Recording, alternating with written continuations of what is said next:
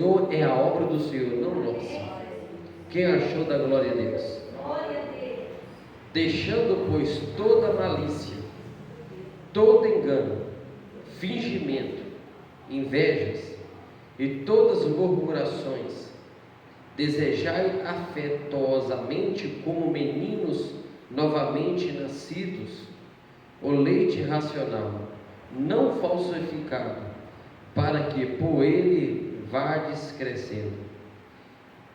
E se que já provardes que o Senhor é benigno, e chegando vós para ele a pedra viva, reprovada na verdade pelos homens, mas para com Deus eleita e preciosa, vós também como pedra viva sois edificado casa espiritual e sacerdócio santo, para oferecer de sacrifício espiritual agradáveis a Deus por Jesus Cristo.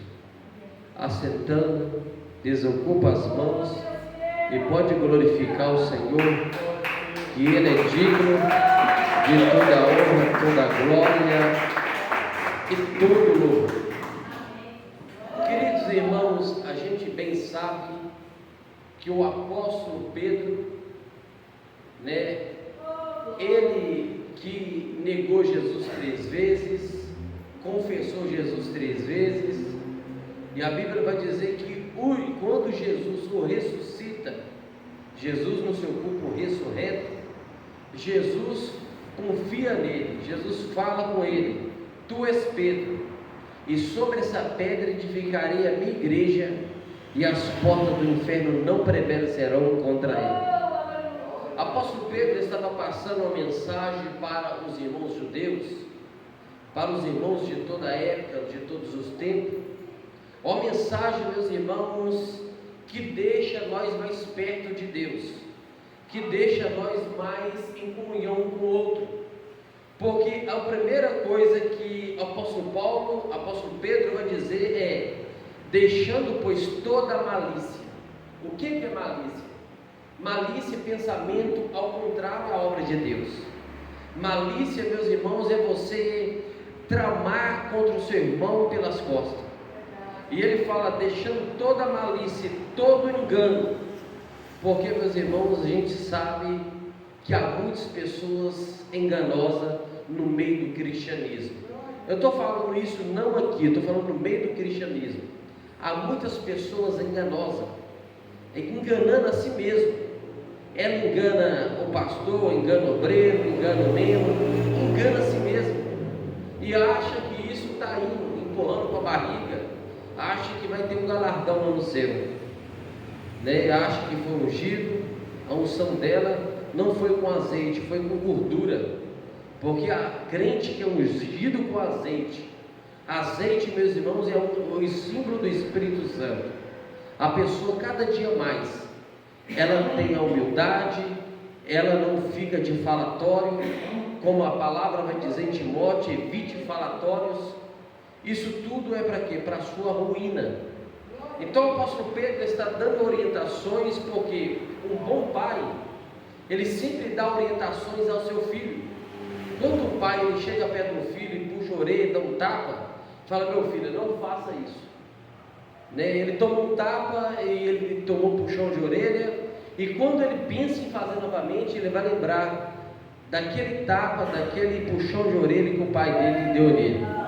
Isso que o apóstolo Pedro está querendo transmitir para a igreja, porque, meus irmãos, a Bíblia vai dizer que Deus corrige todos quanto Ele ama.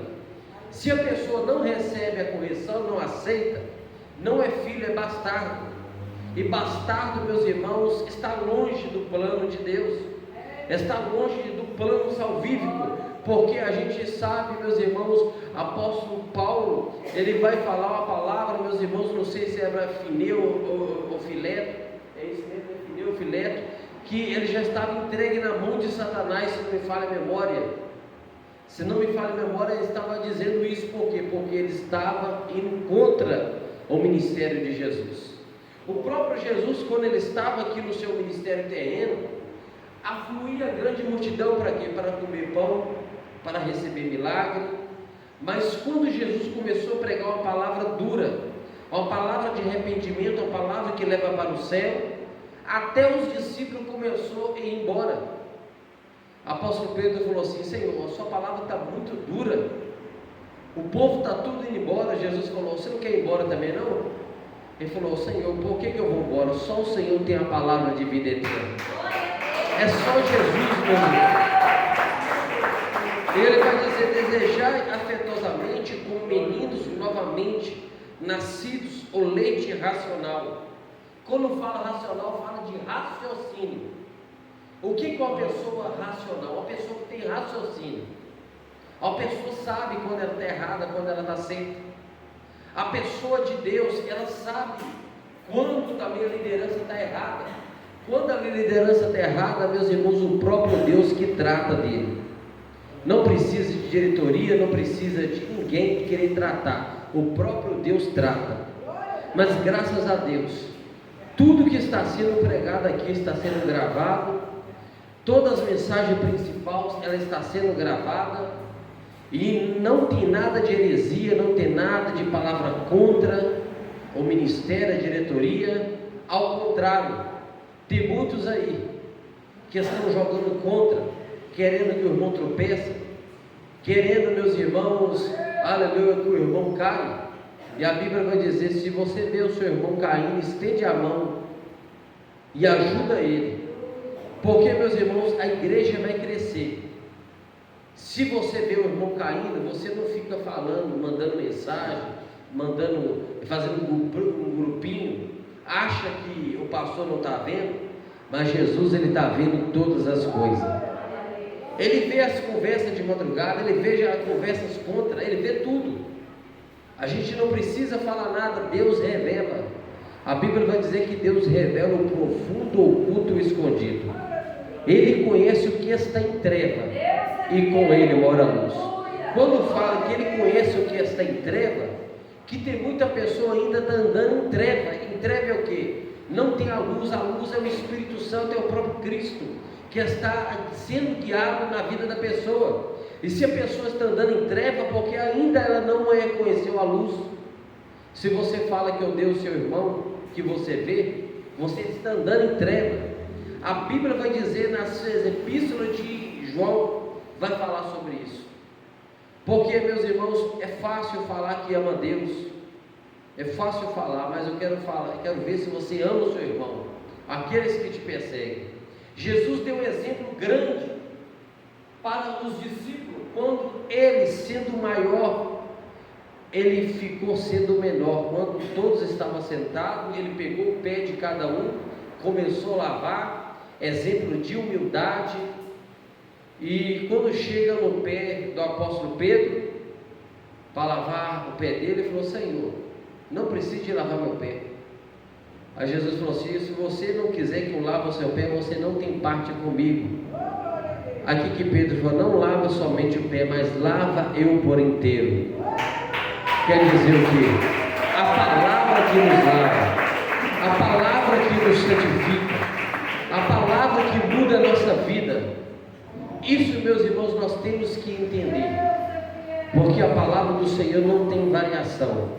O nosso Deus, meus irmãos, é Deus justo, verdadeiro e fiel.